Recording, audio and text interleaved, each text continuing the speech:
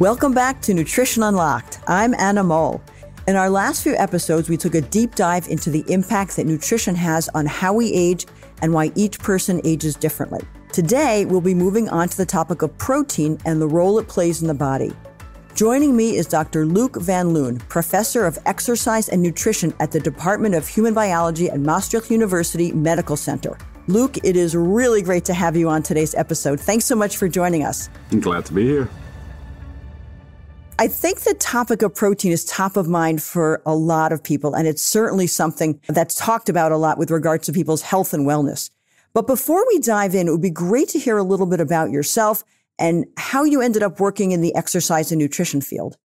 As most scientists in this field, I think we're all failed professional athletes. So we wanted to know how the body works and why it's not working as we want it to be.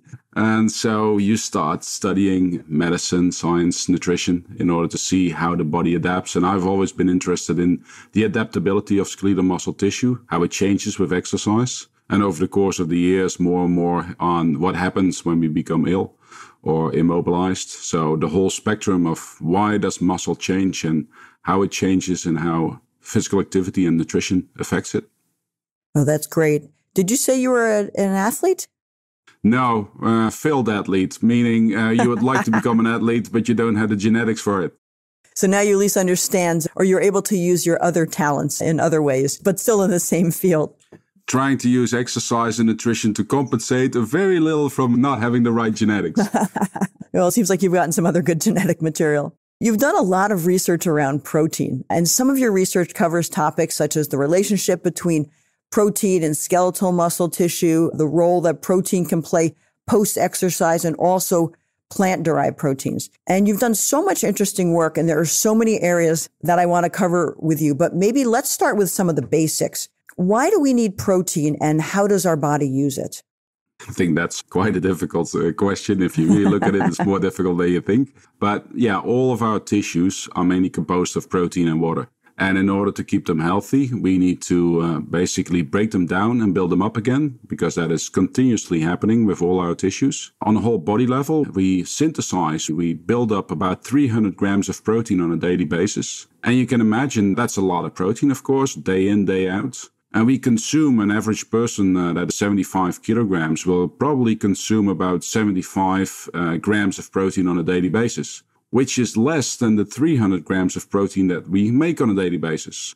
So it already shows you that the body is constantly reusing its own protein to build new protein, but it's not 100% efficient. Let's talk a little bit more about the role that protein plays in the functioning of our body. You've described it a little bit, but maybe you could talk about it a little bit more, which I think would really underscore why it's critical that we get enough protein.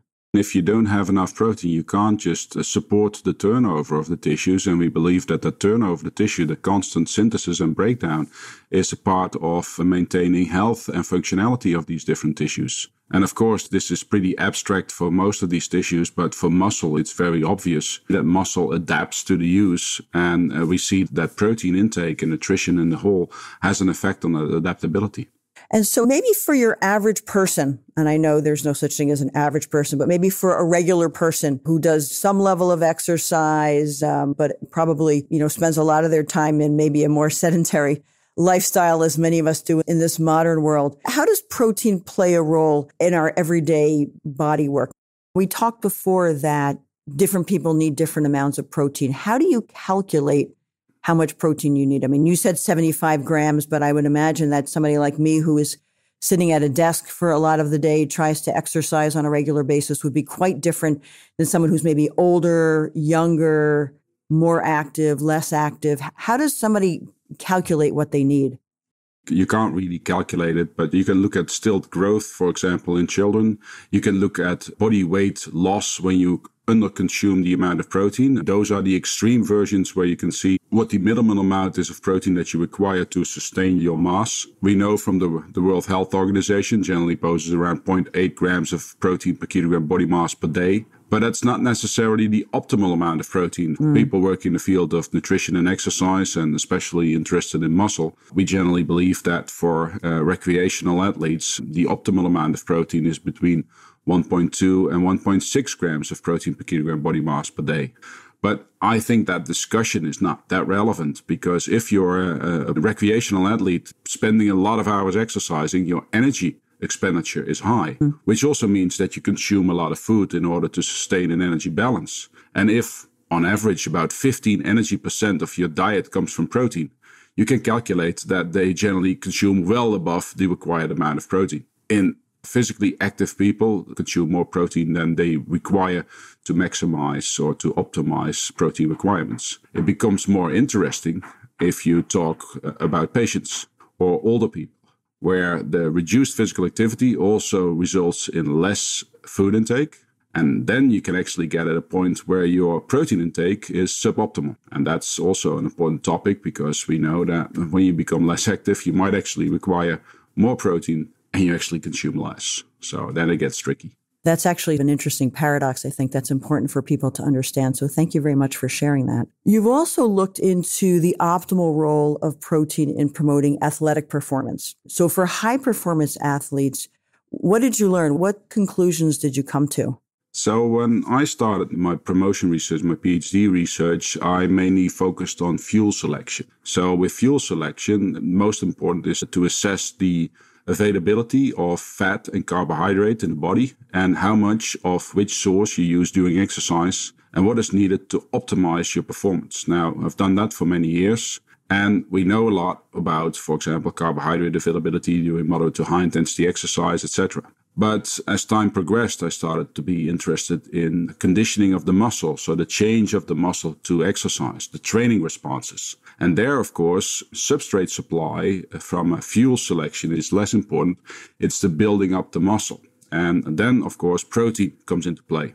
So a lot of people are still thinking that protein has a lot to do with performance, but not necessarily during the performance itself. So protein is especially important in the many weeks, months, or even years building up towards that performance, to become a better athlete, to support the training responses, and to get more bang for your buck, if you want, to get the maximum out of your training. And of course, that is important for athletes that are exercising or training at the highest level.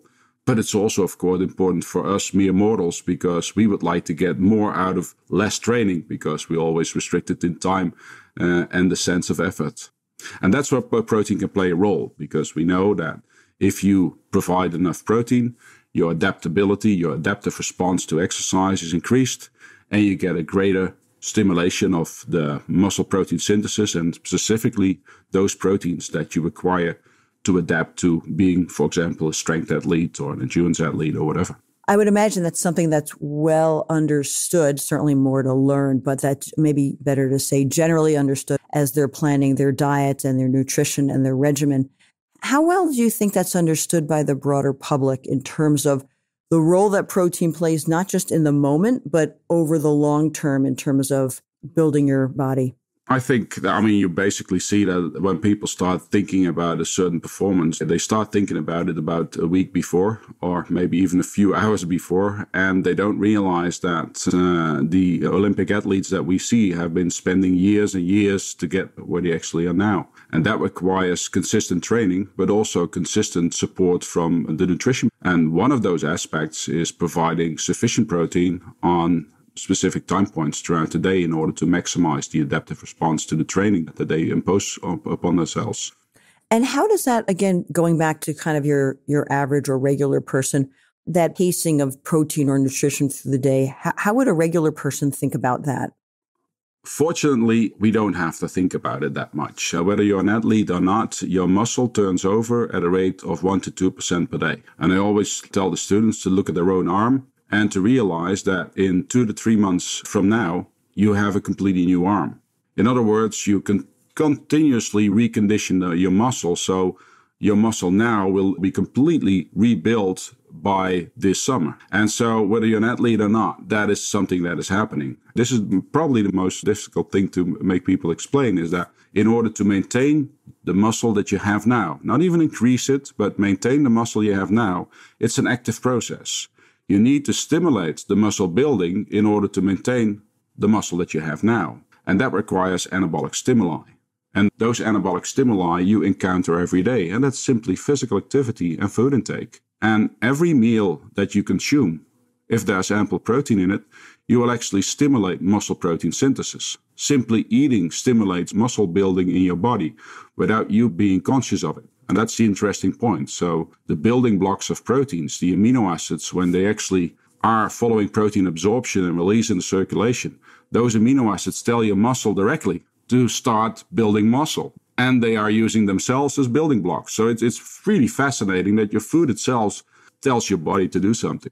One of the things that I've been reading about, just sort of in general mass or popular media, is that you actually need less physical activity than you might think in order to build muscle. Not that it's encouraging less activity, but saying that as little as a couple hundred steps every hour, or if you just curl your arm every few hours, or whatever the study shows, that it can have an impact. What's your perspective on some of those recent studies or articles that have come out? Because I think it can be a little bit confusing that every couple of days you read a new article and you think, well, I just changed my exercise regimen. Does this mean now all I have to do is lift my water bottle 3 times a day and I'm going to be fit? Or do I still need to do 45 minutes of rigorous exercise 5 times a week? This is always the interesting point, of course, for an athlete. He or she will have to keep training to become better. And so you will have progressive training. These trainings will become heavier and heavier in order to become a better athlete. Most recreational people, or people that exercise for their health, they generally want to lose weight or get a little bit stronger, get a bit more muscle tone. And they do that for a few weeks and or a few months, and then they drop off again, and then they will lose the muscle again. You can sustain the muscle for a while with activity, but of course, building muscle and losing muscle are 2 coins of the same side. I think that's a good point. I see that myself. If I'm traveling or on vacation and I don't work out for a week, you start to feel it pretty quickly, actually. The good news is the adaptability of muscle. So the turnover rate is there when you're 10 years old, and it's still there when you're 90 years old and you're still alive. So the good news is you can increase muscle mass, strength, and function and endurance easily at any age. But you have to keep doing it in order to sustain the gains. Can't make it better than that. Yeah, that's the good news and the bad news, right? That's the tricky part for most people. Yeah. And the only benefit of nutrition is that you can make the gains a little bit easier by optimizing the response to your training. So the exercise, the physical activity is still the key. The nutrition can give you that little edge to get greater benefit from the exercise. Yeah, that's great to remember. The 1-2 punch. Another research study that you did looked at protein intake in younger people versus older people following exercise. And we touched upon this a little bit before, but what were some of the key differences that you've seen, and what are some of the key takeaways for people who are looking to optimize their exercise? Now, what we see, of course, in the young people, if you optimize your protein intake, basically 3 times a day, 20 grams of each main meal, consuming some protein after an exercise session, you optimize the response to training. Now, we know that the anabolic response to feeding, so the stimulation of muscle protein synthesis following exercise, is a little bit blunted in the elderly if you look at the broad population of older people. As we progress in science, it seems that it's not necessarily the age per se, but more the less active or more sedentary lifestyle that causes this anabolic resistance. When we get sick or ill or inactive, we see that we have anabolic response to feeding. And you can compensate this actually by physical activity. So the question, is it aging that makes us less sensitive to the anabolic properties of amino acids, or is it just a decline in physical activity, which generally happens as we get older? If you, for example, immobilize a young person's leg, one of the 2 legs, you see that the leg that was immobilized, even after a week, behaves and responds like an old people's leg. If you have an older person and you train one leg of that older person, you'll see that leg that was trained actually starts behaving like a young person's leg.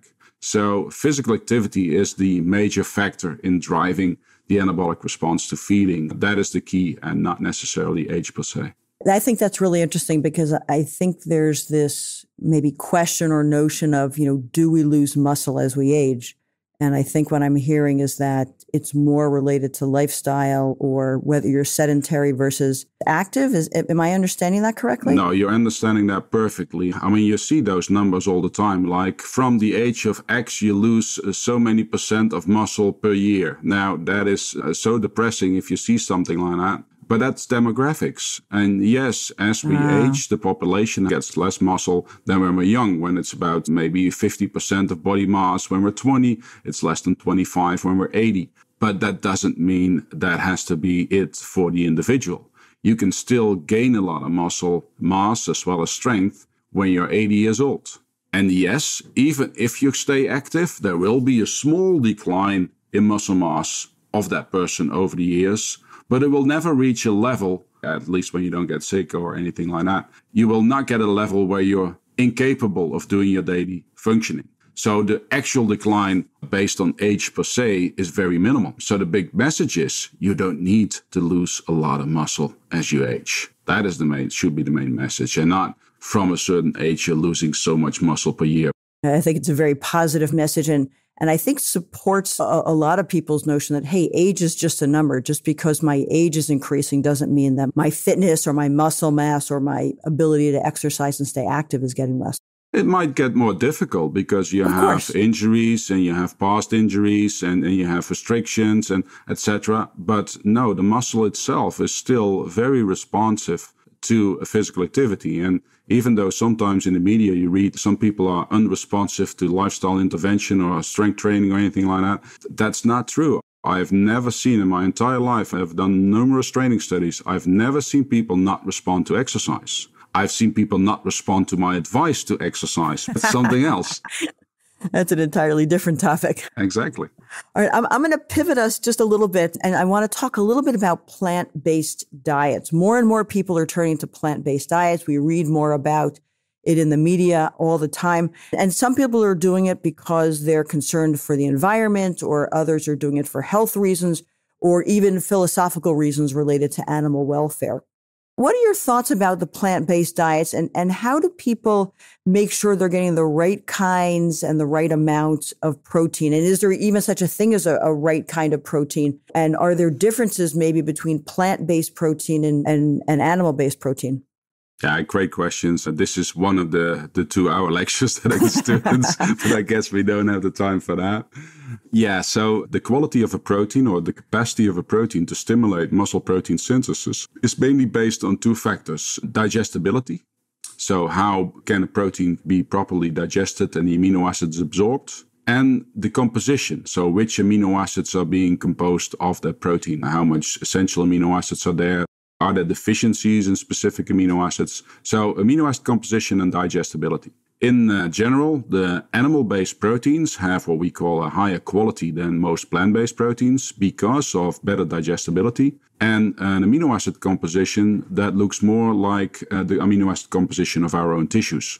So less deficiencies, but all the building blocks that you would need to build up your own tissues. Now, most of the research, to be honest, has been done in animal-based proteins, dairy, meat, those things, also because it's easy for research. There's much less work done in plant-based proteins, but from the few that have been assessed for their capacity to stimulate muscle protein synthesis in vivo in humans, we know, for example, gluten, wheat, soy has been tried, and when you compare the anabolic response to eating the same amount of protein of these protein sources than animal-based proteins, we see a lesser response. These differences are not huge. Now, you can compensate this by simply eating more of the plant-based protein or combining specific plant-based proteins together, because then the deficiency in one plant-based protein will be compensated by the other plant-based protein that has a deficiency on a different amino acid. Or, what also a lot of companies do, is to fortify a product that is lacking a specific amino acid by that free amino acid. All possibilities to normalize or optimize the anabolic properties of a plant-based protein. Now, going back to real life and people listening, I've spent about 25 million worth of research money to understand postprandial protein handling. If I really look back and everything I've done, I basically provided clinical evidence, which is relevant, to stuff that my mom has already told me many years. Basically, 3 times a day, have a meal with sufficient protein, be active in between those meals to optimize the use of the protein for muscle protein synthesis. That's not what she said. She just said, eat your meal and sit upright and chew well and maybe have some milk and cookies prior to sleep and going to bed. Now, all of these factors, we now know that they are all relevant. Even the sitting upright to support digestion and absorption, the chewing well. Just eat a very balanced meal with different protein sources, consume sufficient protein. And if you're physically active, you already consume more food. And when you consume more food, you also compensate for any deficiencies. So then how does, again, going back to kind of regular people, some of whom are thinking about how much protein they're eating, some of whom are thinking about which proteins they're eating. I'll go back to what you just said a moment ago, what our mothers told us, which is eat balanced meals, eat a little bit of the different food groups, make sure you're getting some protein in each meal. Now that there are so many different options for proteins, how much do people need to think about it? Again, average size person with an average level of activity, does it all kind of work itself out? Or how much thought do people or planning do people need in this area so that we avoid any kind of either over-reliance on a particular kind of protein, which could then lead to a deficiency, or not enough protein at all? Yeah, if somebody asks this question, it's generally from the perspective of athletes, elderly, sick people, children. And so you can address the question specific for a subpopulation. But in general, we know that basically every meal should consume or should actually include about 20 grams of protein. That theoretically will be the best.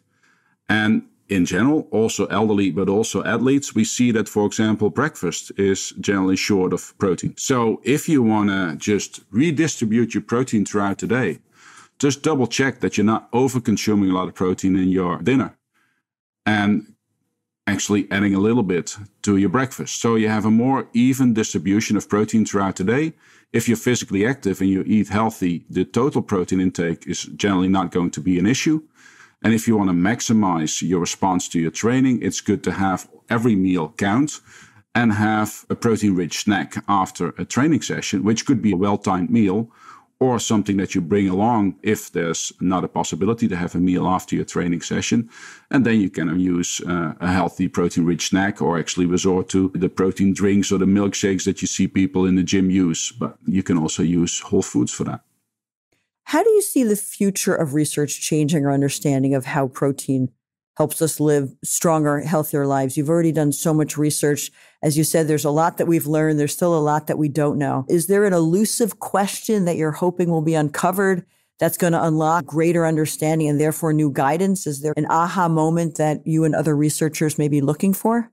Most of the times I have the opposite of an aha. Just aha, we still don't know anything. I mean, we know a lot about muscle and how it adapts to nutrition and stuff like that. But we've started looking at the turnover rate of other tissues. I work at a university academic medical center, so I have access to all kinds of surgeons and we collaborate. And with all these intermediate projects that are not directly part of my research line, I like to look at the turnover rates of other tissues in vivo in humans. We've looked at brain tissue turnover.